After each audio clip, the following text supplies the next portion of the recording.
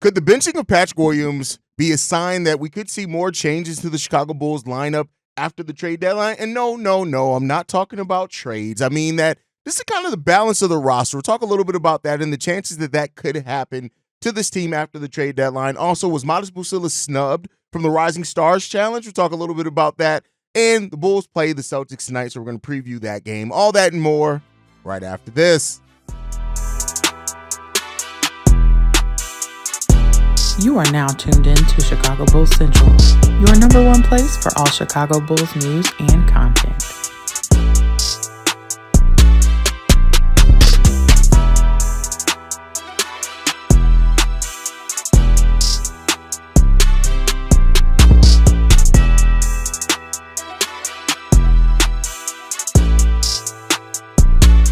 What's going on, Bulls fans? Welcome to another episode of Chicago Bulls Central, your number one spot for everything Chicago Bulls related. I'm the host here, Hayes, but more importantly, you guys can follow the channel at Bulls Central Pod on every social media platform we happen to be on. With that said, let's go ahead and get into this content for today, y'all. And I want to start off here. I'm not going to spin. I didn't make this like its own necessarily topic to cut out on the episode, but I do want to address it, right? So De'Aaron Fox was recently that the Kings are open to trading. And I just feel like this. There's not a chance that the Chicago Bulls get involved in De'Aaron Fox. On top of De'Aaron Fox already reportedly having his desired destination and him and his agent already kind of putting out to prospective teams that, you know, if they were to trade for him, he's not going to sign an extension there, which means he would end up turning into a year-and-a-half rental if traded at this year's trade deadline. On top of the fact that the Bulls, as of right now, do not have the assets to trade. Keep in mind, the Chicago Bulls cannot trade this year's pick, the 2026 pick, or the 2027 pick at all. They can't trade those picks yet, mainly because of this protection zone and the way that the protections work from the Spurs. They can't trade any of those picks. Now, let's say once the draft lottery happens, right, and if the Bulls keep the pick or it conveys to the San Antonio Spurs after the lottery, that would free up them to then move, either the 2026 pick or the 2028 pick, depending on when, if it conveys to the Spurs or not, right? But otherwise, other than that, no. So the Bulls also just don't have the number of picks that the Sacramento Kings are going to be able to look for. And then again, do you really look at this team and think De'Aaron Fox really changes some of the issues? The team, having a player, De'Aaron Fox is a baller. Make no mistake about it, right? But it doesn't really solve the biggest issues. The team really doesn't have that much problem scoring in the half court, yes. That's more of a coaching philosophy than the skill philosophy. And that doesn't change if we trade for De'Aaron Fox. And the De'Aaron Fox trade would be the type of trade that I would tell you guys right now would actually means or increase the chances that he ends up staying, that Billy Donovan stays the head coach of the Chicago Bulls. It just would. So, no, the Bulls are not going to trade for De'Aaron Fox. A couple of people have reached out, asked me if I was going to discuss it. I initially was going to not, but I feel like as much as this show is the number one spot for everything Chicago Bulls related, that means that I do have to discuss the things that you guys are talking about and you guys want to hear discussed, even if it's not the most favorable, right? So, no, there's not really a chance that the Bulls get involved as far as getting De'Aaron Fox. Could they play the third team in a trade? Maybe, right? But you also got to look at the players that the Bulls would have to offer. They're not going to want to pair Zach LaVine with DeMar DeRozan again. They've seen that. They've seen that happen here. So that right there takes that off the board. Nikola Vucevic doesn't do anything for them in that team, so they're not going to want him back in the De'Aaron Fox trade. So then you're looking at Lonzo, Giddey, Kobe, Ayo. Kobe's injured, hasn't really had the greatest season. Ayo Dosunmu could maybe interest them, but then again, his contract isn't enough, so you'd have to add another sizable contract. So then maybe you're looking at maybe Ayo and Patrick Williams. I don't think that gets that done, especially with the lack of available picks that the Chicago Bulls have to really get involved in that type of move. So again, I understand the question there, and that's just a thing that happens with every fan base. You know, it's not just the Bulls. A player becomes available, a good player, and your fan base wants to know, can you go out and get that guy? Unfortunately, the Bulls really just don't have the assets available to go out and get that guy. They just don't. I wish that we were in a different place in the franchise, maybe where that type of move could make some sense for the organization and for the team, but we're just not in that place.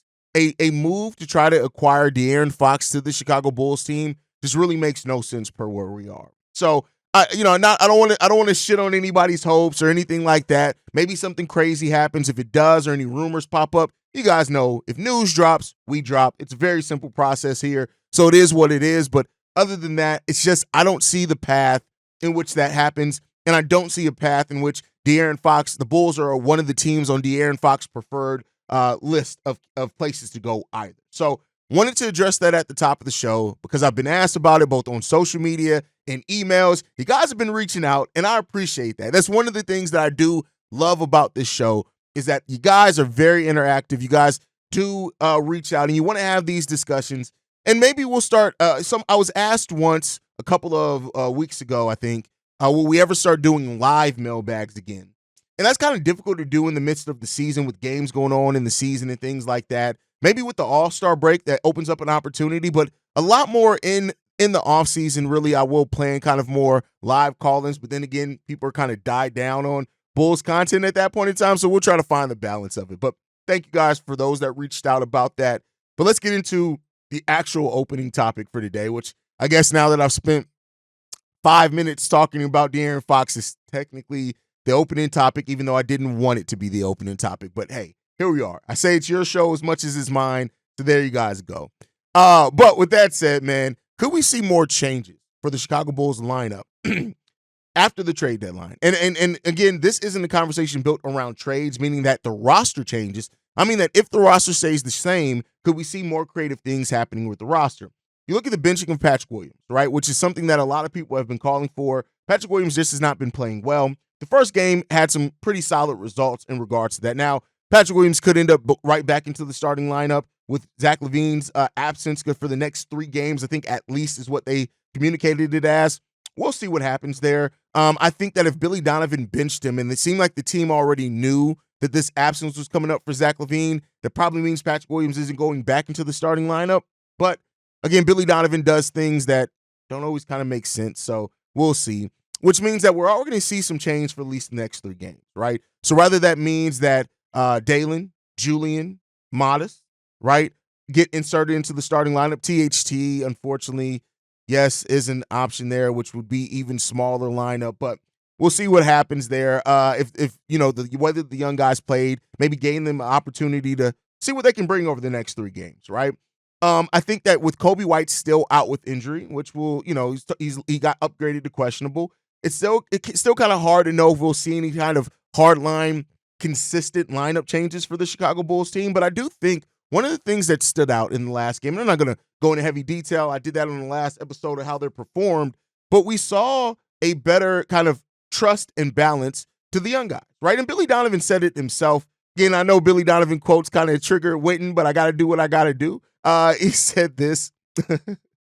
When the guys came in, you could feel their energy. They were playing, they were competing. It was more things that they had control over. They were chasing balls in the backcourt. Patrick was crashing balls, on the glass to block shots and rebound. He was alive and active. Same thing with Modest. Dalen was on the backboard. They were all flying around, and there was a physicality and presence that allowed us to get out in transition and create easy baskets. We have to play like that and live with the results. Notice what he ended that on, is live with the results. And that quote and that ending of that quote is kind of what generated me to want to talk about this as a topic on this show. Because that's something that Billy Donovan has not allowed his young players to go, which I do think has hurt their growth.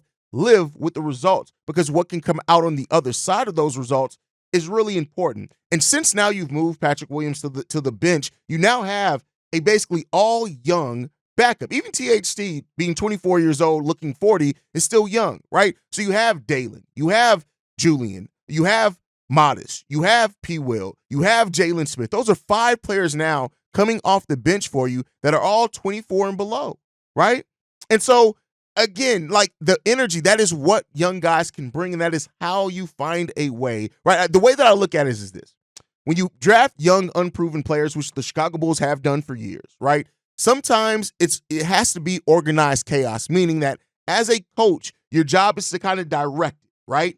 But then, because it's a bullet, but you have to direct it, choose the direction that it's going to go in, and then you got to kind of let it loose, right? Not meaning that you don't still have structure, but you got to kind of let them go through the ebbs and flows, the ups and downs, right? And get it. and do it. And so Dalen Terry's comments after that as well, saying this: it takes me back to when I was in college and high school, when I was just playing with a smile on my face. Just found myself screaming and yelling in excitement. That's when I'm at my best. I feel like the last month I've been thinking about it too much. That's what it is, right? Like when you put in your young core, your job should be, or the thing that you should want to say, and the way that I would really try to motivate the young core is to say, you want to go force the opposite team to have to call a timeout. Even if that means you don't take the lead, even if that means that the energy that you've come up with, the physicality that you came in with, it changed the game so much that the opposite team got to be like, all right, bet, let's call a timeout. Let's figure out how we're gonna combat this. The situation change, right?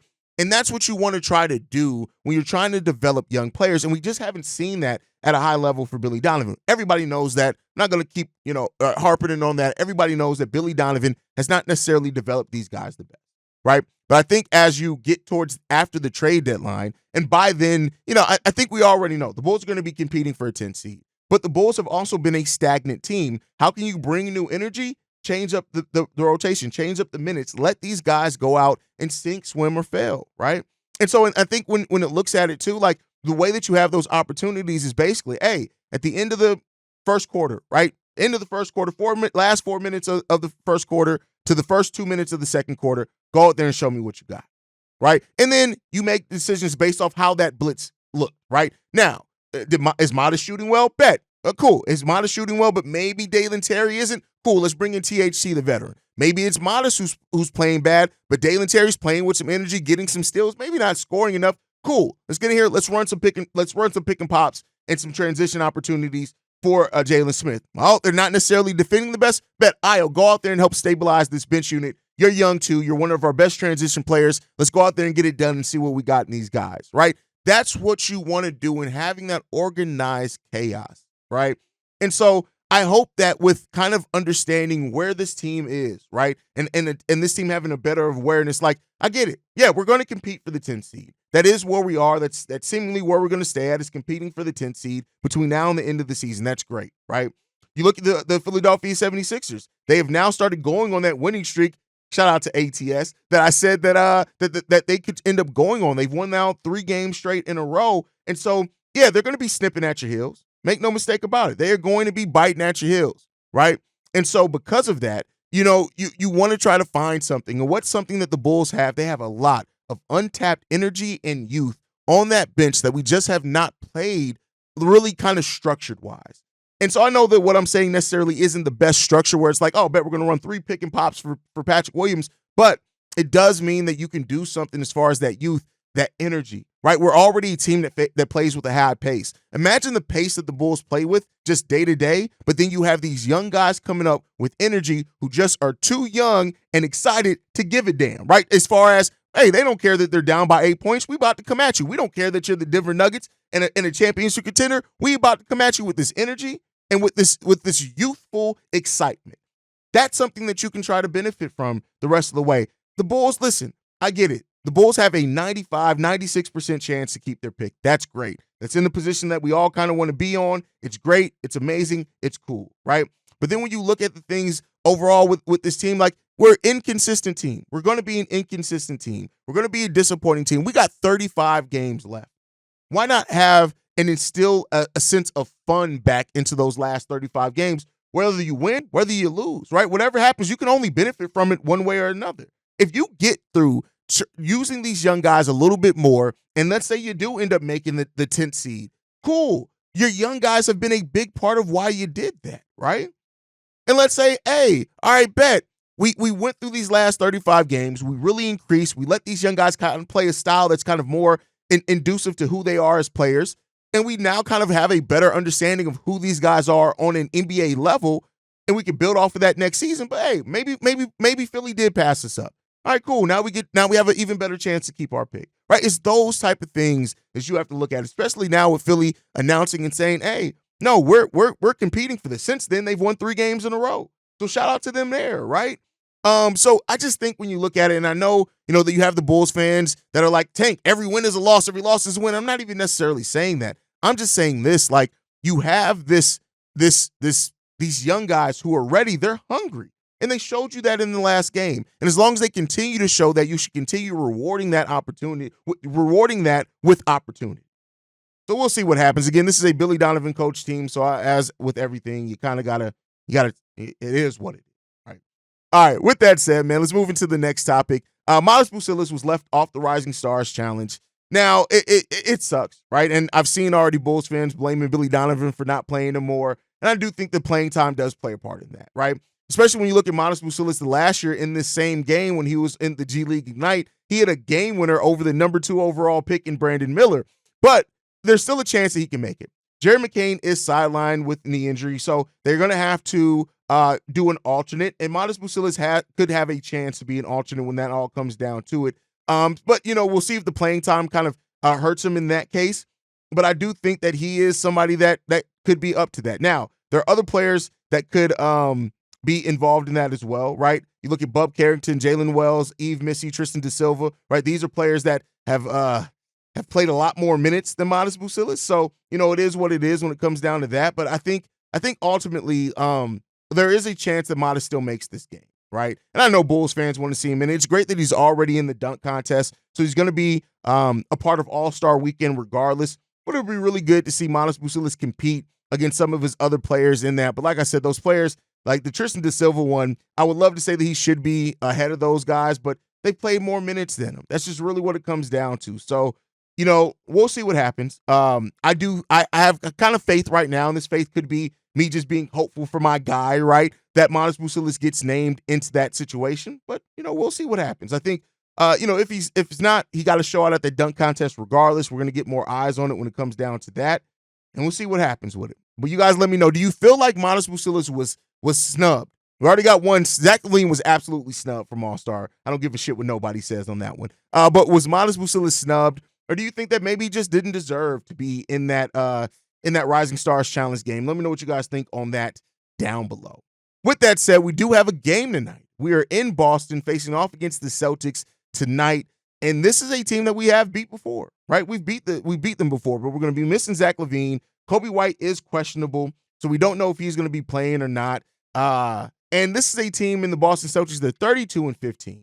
They have the 3rd best net rating in the league, the 3rd best offensive rating, the 6th best defensive rating, the 9th best true shooting percentage, the 8th best effective field goal shooting percentage. They're number 1 in turnovers forced as well. So look out for that. But they're also number 1 in turnover percentage. They don't turn the ball over a whole hell of a lot. So the Bulls are going to have to come in here on every P and Q that they could possibly have, right? They got to be prepared because the Boston Celtics are not coming in here to take it easy on you by any stretch of the imagination, and they are not going to ease up on the Chicago Bulls. They're just not. Like, the Boston Celtics have had their own kind of miscues over the course of this season as well. They're 5-5 in their last 10. So it's not like this is a team that's unbeatable. I think it just comes down to how well executed and game planned are the Chicago Bulls. And also, as we know, how well do the Chicago Bulls hit their threes? Their threes were the thing that really separated them in the last game against the Denver Nuggets.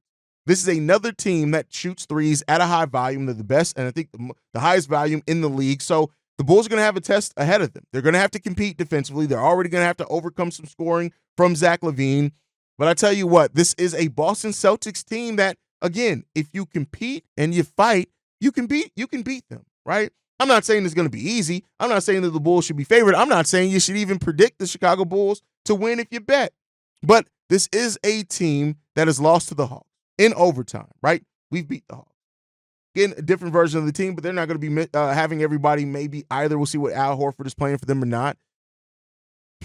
But this is that stretch where the Chicago Bulls can start doing some weird shit, meaning that after all the losing against sub-500 teams, you beat the Denver Nuggets, and we'll see what the Bulls do. They sit at 20-27 on the season. They got 35 games left this year, and we'll see how the Bulls compete. This is going to be a game where you want to compete, right? And the Bulls are going to have to come in, again, with that youthful, not giving a damn, because we're going to need those young guys to come in and not give a shit that they're playing the Boston Celtics, not care that they're playing against a team that's the defending champions, not care about they're facing off against one of the best teams on both sides of the ball. Just come in there and play your game, right? That's sometimes the freeing part about basketball, and that's the part where you can find some wrinkles where you can punch above your weight. Just go out there and play the game. Have fun, execute, of course, right?